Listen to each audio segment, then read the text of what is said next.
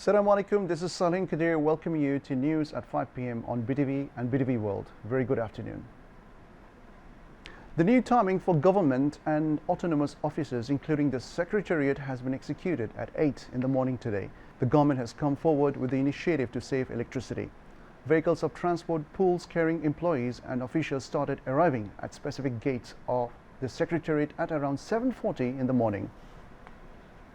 As per new timing, officers went into operations at 8 a.m. Employees and officials have welcomed the initiative despite a bit inconvenience for some of them. Local Government, Rural Development and Cooperatives Minister Muhammad Tazul Islam arrived at his office 10 minutes before the stipulated time. He has called upon all to abide by the directives of the government to save electricity. Meanwhile, as per new timing, banking activities started at 9 in the morning. Similarly, activities in the lower courts and upper courts begin as per new timings set by the government to save power. World Bank has commended Bangladesh's overall socio-economic development, including women empowerment under the leadership of Prime Minister Sheikh Hasina. The appreciation came while World Bank outgoing country director Mercy Myang Timbon paid a farewell call on the Prime Minister at Ganabhavan this morning. While briefing the newsmen, Prime Minister's Press Secretary Ehsanul Karim said the World Bank country director said she has visited several places across Bangladesh and was overwhelmed seeing the development at grassroots level. Mentioning that the father of the nation, Bangabandhu Sheikh Mujibur Rahman, laid the foundation of women's development in this country, the Prime Minister said her government implemented various initiatives to ensure the equal rights of women following the footsteps of Bangabandhu.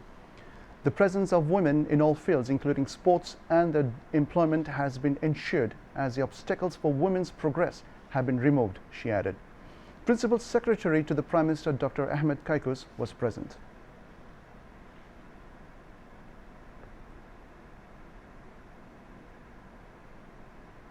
Later, President of International Diabetic Federation, Professor Akhtar Hussain, paid a courtesy call on Prime Minister Sheikh Hasina.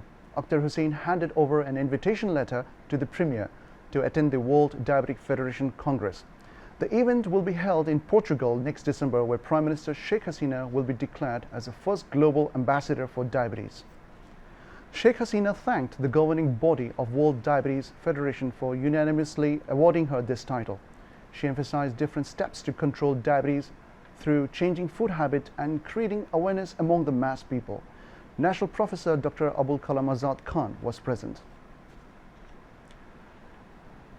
Prime Minister's ICT advisor Shojib Wajid Joy has said BNP leader Tariq Rahman had a meeting with the planners and enforcers of the blast at Hawa Bhavan prior to August 21 grenade attacks in 2004. He said this on a post of his verified Facebook account with a 2-minute visual statement on the matter on Tuesday. On August 14, 2004, Tariq had a meeting with the then BNP government State Minister for Home Lutfuzzaman Babar and Harkatul Jihad leaders Mufti Hannan and Maulana Tazuddin at Hawa Bhavan, an alternative powerhouse of BNP of that tenure, said Joy. Tariq Rahman also gave an order to kill the then opposition leader Sheikh Hasina, while even promising assistance of law enforcers and state agencies to carry out the plan, he said. The Hawa Bhavan meeting was also joined by Nur Chaudhry, self-confessed and convicted killer of Bangabandhu, Ali Ahsan Muhammad Mujahid, former Secretary General of Jamaat Islami Abul Haris Chaudhry, political secretary of the then Prime Minister Khaleda Zia, Abdus Salam Pintu, Deputy Minister of the BNP Jamaat government, he added. 2 days later, on August 16, the second meeting was held at the residence of Barber at the capital's Minto Road, where the entire plan was chalked out and the decision was finalized, Joy continued. Finally, they met again on August 18 at Pinto's residence, where Barber, in presence of Pinto's brother Tajuddin and the then Prime Minister Begum Khaleda Zia's nephew, Saiful Islam Duke, handed over 12 RGS grenades to Islamist outfit Harkatul Jihad.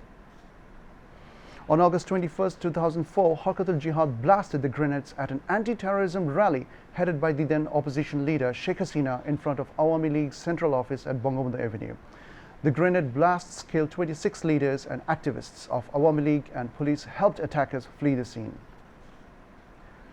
Law enforcers even obstructed taking the wounded people to the hospital. Police started showering the spot with water to wash away all the evidence on the spot. Later, Tariq and Duke, with the aid of state agencies, sent the mastermind of the attack, Tajuddin, to Pakistan, Joy said.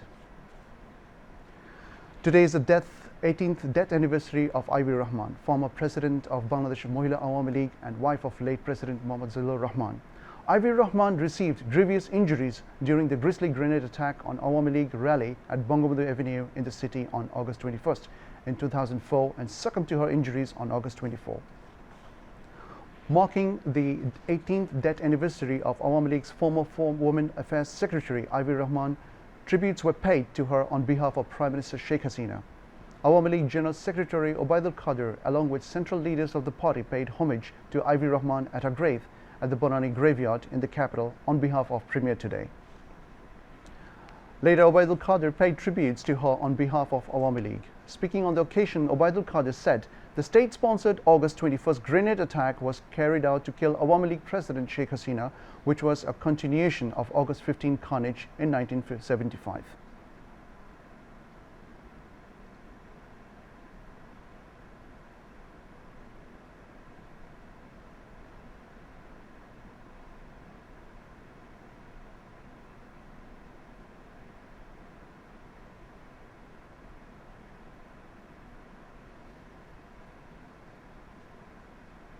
হত্যা ষড়যন্ত্রের রাজনীতির ধারাবাহিকতা তারা 2004 সালে 21শে August সন্ত্রাস বিরোধী সমাবেশে রাষ্ট্রীয় সন্ত্রাসের মাধ্যমে তৎকালীন বিরোধী দলের নেতা শেখ হাসিনাকে টার্গেট করে। তিনি ছিলেন প্রাইম টার্গেট। ৭২-এর যে ষড়যন্ত্র, হত্যা ষড়যন্ত্রের রাজনীতির যে ধারাবাহিকতায় হলো 21শে আগস্টে হত্যাকাণ্ড। নির্বাচন কমিশনের সাথে সংলাপে আমরা বলেছি আধুনিক যে টেকনোলজি এটা ব্যবহার করা সঙ্গত, কারচুপির নির্বাচন, জালিয়াতির নির্বাচনের পুনরাবৃত্তি আমরা চাই না। যারা ভয় পায় ইভিএমকে, আমি জানি না তারা জনগণের ভোট নিরপেক্ষ হোক, কারচুপি মুক্ত হোক, সেটা চায় কি না। নির্বাচন কমিশন অর্ধেক আসনে সম্মত হয়েছে। নির্বাচন কমিশনের যে সিদ্ধান্ত তাকে আমরা স্বাগত জানাই। Later, Awami League Dhaka Metropolitan North and South Units, Jubilee League Dhaka Metropolitan North and South Units, Krishak League, Sheshashabak League, Jatiya Shramik League, Mohila Awami League, Jubo Mohila League, Eyvallah Rahman Parishad, Bangabandhu Sanskritik Jot and different social, cultural and professional organizations paid homage to Eyvallah Rahman.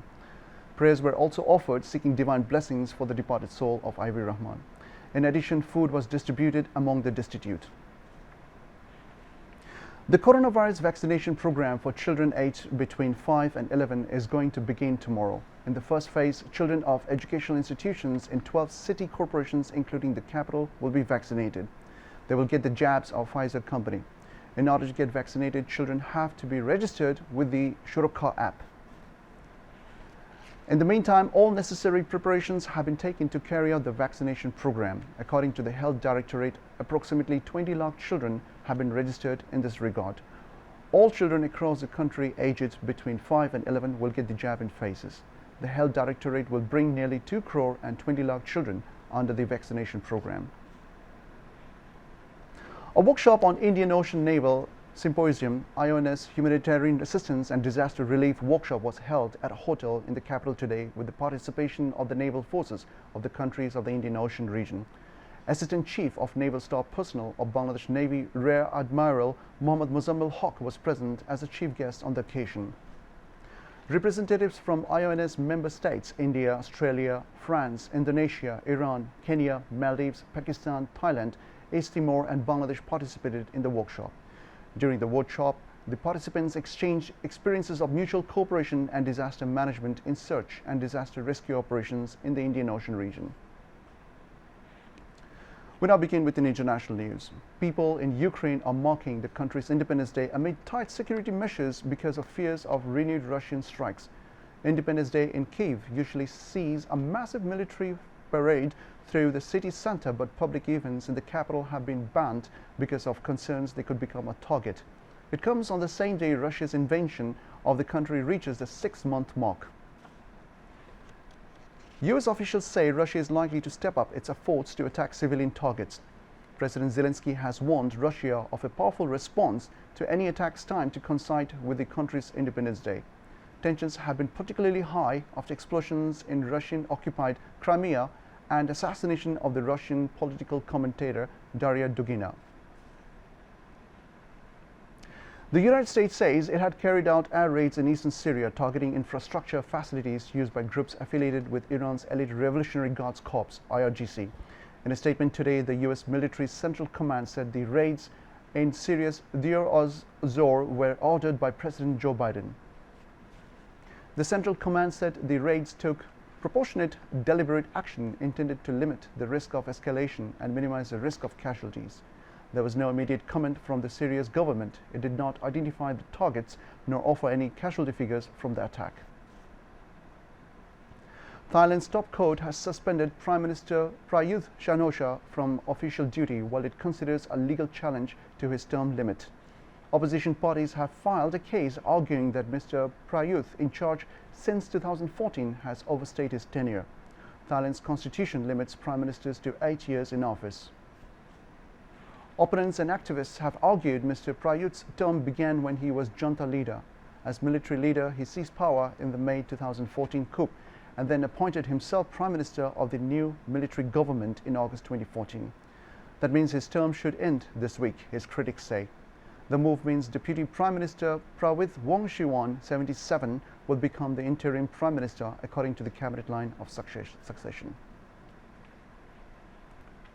That's all from the newsroom for the moment. Thank you for staying with us. Please follow the health guidelines and wear a mask and stay safe from corona. Until then, Khuda Hafiz.